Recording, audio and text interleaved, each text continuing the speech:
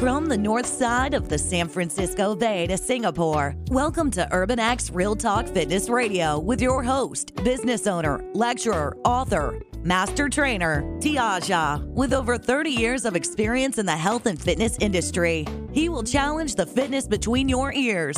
So prepare your mind, body, and soul for the revolution of self-care, the evolution of fit, with real talk about real people, real health, real fitness, and the real deal behind our present illness culture. Real talk every time, all the time.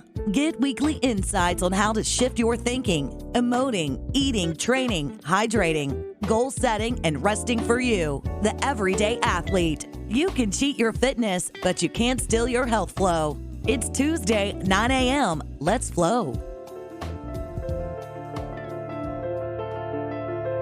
Welcome to UrbanEx Real Talk Fitness Radio, where we challenge the fitness between your ears. I'm your host, Tiaja. Why do we age? Is it because our cells possess some internal clock, so when the sand runs out of the hourglass per se, we die? Or is it, as some theories suggest, our parts merely wear down and wear out by some of the same processes that cause metal to rust or an apple sitting on a countertop to rot? If you believe this, and millions do, then you subscribe to what is known as the free radical theory. In 1954, Denham Herman was asking similar questions, and it was he who came up with the free radical theory of aging. Now consider the science. Over time, free radicals proliferate and do increasing damage. These toxic products were also responsible for premature aging. So what exactly are free radicals? Well, free radicals are atoms that have, in the course of chemical reactions within the cells, lose electrons and become highly unstable. These delinquent atoms then careen around inside the cells until they are able to restore their electromagnetic balance by ripping electrons from other atoms, often starting a chain reaction. Free radicals burn like gunpowder until hundreds of thousands of atoms are damaged. They play havoc with the membranes and contents of cells, and because their unbalanced electrical charge, they're also drawn like magnets to DNA, where they stick to the ribbon of genetic material and cause random mutations. This effect on DNA is a double-edged sword. It disrupts the activity of genes and can cause cancer and other diseases. Free radicals assist in the crosstalk between cells. They can, under certain circumstances, prime cells to be less vulnerable to stress, and they might even have a role in fighting bacteria and viruses. Sounds plausible, doesn't it? But this, like so many other scientific explanations, particularly regarding aging, are no more than theories. There has been no long-term epidemiological studies conducted to prove the efficacy of such claims, yet they continue to dominate the thinking of millions regarding aging. How many times have you gone into a health food store and seen ads, entire aisles? There are three major components to their proposed defense system, so today we'll examine all three. There is the vitamin antioxidant defense system, the enzyme antioxidant system, and of course the mineral defense system. But were these systems created by the food and supplement industries just to bolster cells, or is there some real science to antioxidants? And will taking antioxidants slow down or reverse the aging process? Allow me to introduce Dr. Randolph Knowles, who I believe offers a fresh perspective on this age-old debate, no pun intended. Today will be just another day unless you decide it won't be. It is Tuesday, July 16, 2019.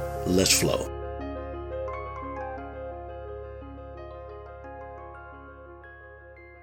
Do you believe that, from what you've heard, that vitamins are safe?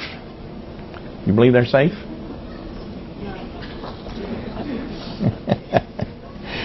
And do you believe that vitamins can cause you harm? How many think vitamins can cause you harm? Dosage gets too big. Okay. Now, hypervitaminosis, probably most of you have heard of that, where you're getting too many, as Dolores says, whether it's A, C, or E, and that's certainly a condition that can be very, very serious.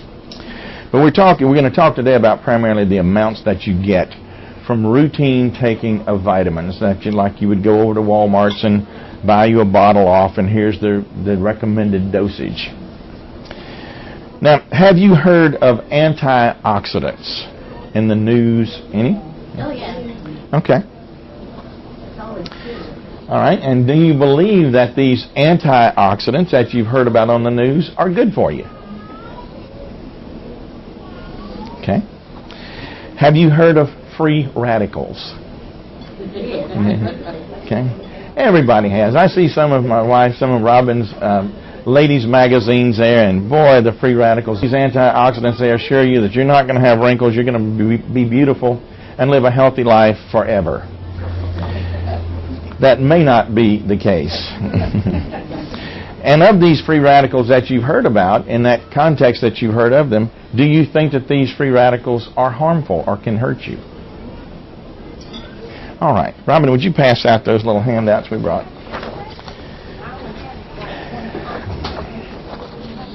You might have to share. We didn't know how many would be here, so we made 20 copies. But okay, but we can share with neighbors too here and just see, because we're going to go over some of these facts here. There was a time when I felt too that, these, particularly we're going to talk about the vitamins A, C, and E today. And when I thought these things were the greatest things around, and I'd have a little meal of vitamins every day to go along with my regular meal, until I really started getting into the subject of oxygen metabolism, what it does in the impact of an antioxidant on us. Basically, we have one mechanism that helps keep us in a state of health, and that is this chemical process called oxidation. If we get an infection with a bacterium, our white blood cells go catch that little bacteria, it brings it inside itself, and then it kills the bacterium. How does it kill it? It doesn't have a little pistol or .38 revolver in there to shoot it with. It kills it oxidatively. Now, these things work all the time, 24 hours a day, every day. And this is very important. We have 10 times the number of microbes in and on the body than we have cells within the body. So why aren't we constantly infected? We're not. Because our body holds them in abeyance. And the best way to look at this is the system that we utilize to clot the blood and to break down or to prevent clotting. It's called a fibrinolytic system. If that system isn't working for us all the time, our body would form clots in the veins. But it doesn't, because that system there to break it down is working 24 hours a day, every day. As I started doing research in these areas, I was astounded that many systems have to work 24 hours a day, every day. They have to work constantly. For instance, to hold off infections from all of these bacteria that we have all over us. The same thing they do with viruses. This is the same way that we fight viral infections, oxidatively. It's also the same way that we fight new cancer cell formation. If new cancer cells start to grow, our bodies can detect them. And then they tell the cancer cell, through chemical signals, they tell the cancer cell to commit suicide. It's called apoptotic execution. Big, long names, real complicated chemistry. But it suffices it to say that our body tells those little cancer cells to kill themselves. It does so oxidatively. The whole process of oxidation, which is changing some electrons around in certain compounds, is there to protect us. So a basic question then is, if oxidation is there to protect us 24 hours a day, why on God's green earth would I want to take an antioxidant? Something that should stop that. A theory came about in the mid-50s, really, in 54, 55, by a guy called Dr. Denham Harmon. Now, I know Dr. Harmon, have met him, have lectured at the same courses that he's been at. He came up with a theory then called the free radical theory, in which he hypothesized that oxygen-free radicals, as oxygen was metabolized in the body, as we get older, these oxidative products build up in the body, and those oxidative products are the things that cause various diseases, including cancer, heart disease, atherosclerosis, diabetes. Now the list is over 100 different diseases are attributed to these oxygen products in the body. Well, this was kind of easy to do. And oxygen, in my opinion, and the products of it, and some of those products are simple molecules, such as hydrogen peroxide, such as plain old bleach, hypochlorous acid. These are strong oxidizing agents, but they're in us all the time. These are some of the compounds that our body uses to kill these bacteria, to kill these viruses. Any virus, including the AIDS virus that has a lipid, a fatty coat on it, these things will oxidize and kill. If we're in the laboratory and we think we have HIV blood and we spill it on a laboratory countertop, how do we clean that? We say, quick, get some bleach. We're going to oxidize it. Get some peroxide. We're going to oxidize it. Many municipalities in Europe clean their entire water system with hydrogen peroxide or with bleach. Most of our pools are cleaned with forms of chloride, bleach, calcium chloride, forming hypochlorous acid in the pool. If we want to clean all of the effluent from this city and pump it into the swamp down there, we clean it with oxidation ponds, oxidatively.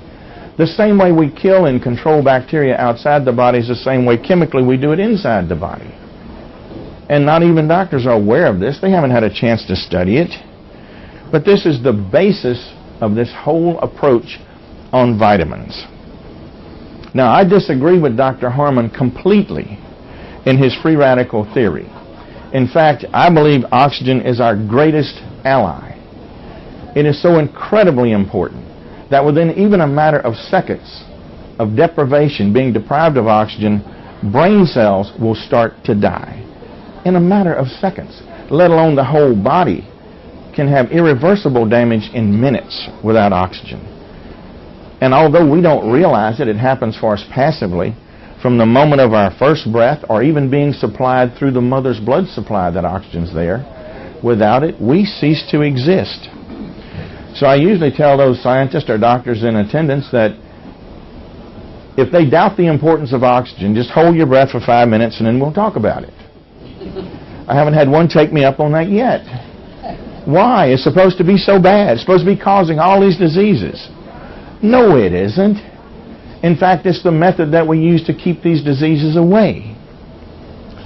If we look at the situation of cardiovascular disease, blockages in blood vessels, when these plaques start to build up, there's now experimental work that clearly shows we can take compounds that are photoactivated. They will be absorbed by that plaque. If we shine the right kind of light, 630 nanometer light through a laser on it, you can dissolve that plaque. We can do the same thing with cancer cells. And you do not kill normal cells. It's selective. The body knows how to handle these oxygen products. It does so all the time. When we try to treat cancer now with chemotherapy, it's really choose your poison. Many of these are chemical cousins of mustard gas. That's where they came from. The Army realized this in the late 40s and such, that these mustard gas products, weapons of mass destruction, would kill rapidly growing cells.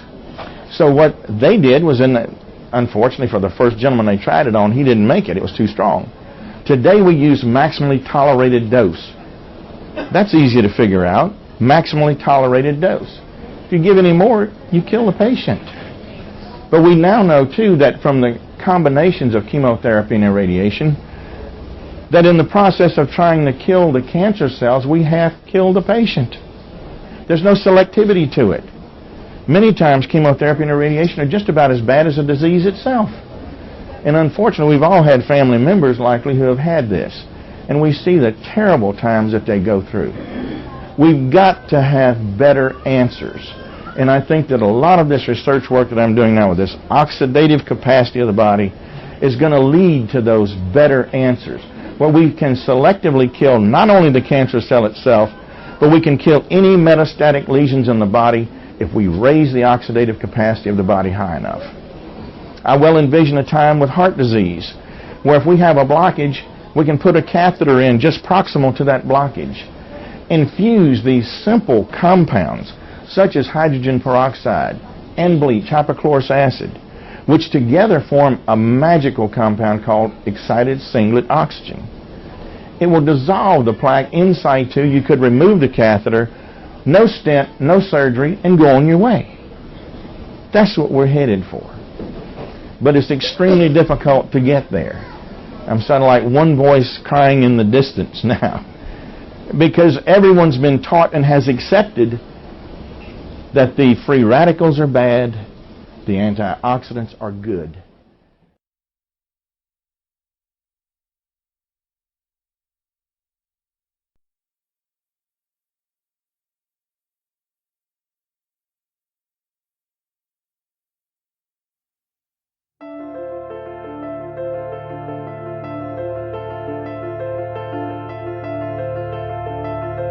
Now here are my 2 cents, and feel free to keep the change. Antioxidants donate electrons, which in theory stop free radicals by giving the wanton free radical the electron it needs to reestablish stability. But as Dr. Knowles has so astutely pointed out, none of these theories have been proven. When we wholly accept anything and everything the medical science community dispenses as fact, we essentially are giving over our power of autonomy, meaning the power of attorney to govern ourselves and our health. As I've said on many occasions, you should never allow your doctor to pretend that he or she knows more about your health than you do. Think about that. You have lived inside your body for 20, 30, 40, 50, 60, 70 years or more, and some medical professional you just met who has to run a battery of tests and accrue your family's medical history should know more about you than you? How is that possible? I'll tell you how. An auto mechanic may know more about my car than I do, especially since I don't work on cars, but my physician will never know more about my health than I do. Sure, they may know more about a disease or illness than I do, but that doesn't make them omniscient when it comes time to decide the best medical approach to healing my body. I consult with my doctor. I do not seek out their opinion. We come to an agreement on what we think is the best approach for restoring my body back to optimum health. And here's some more food for thought. I wholly believe in vitamin and mineral supplementation, but not to prevent something bad from happening to me. I don't work out to prevent bad things either. Both supplementation and working out are no more than my way of playing offense so that my body can do what comes naturally, and that is play defense. There is wear and tear in the body, but there's also repair. Every day we tear down cells, which the body graciously repairs. Look, we do serious damage, sometimes irreparable damage to the body when we tear down our cells more than we assist our bodies in the repair process. But this is no more than common sense. If you eat fast food, for example, and I still do on occasion, but have been doing so every day for 20, 30, 40 years or more, then it is not free radicals that is aging you. It is your choices. Come to think of it, what we choose not to eat or supplement is just as injurious, if not more so, than what we choose to eat. There are a lot of theories regarding aging, but the one most ignored is how our choices determine how we think about aging, but more importantly, how we age. Dear friends, I wish above all things that you prosper just as your soul prospers. You've been listening to UrbanEx Real Talk Fitness Radio with your host Tiaja. Until next week, as always, walk in health and peace.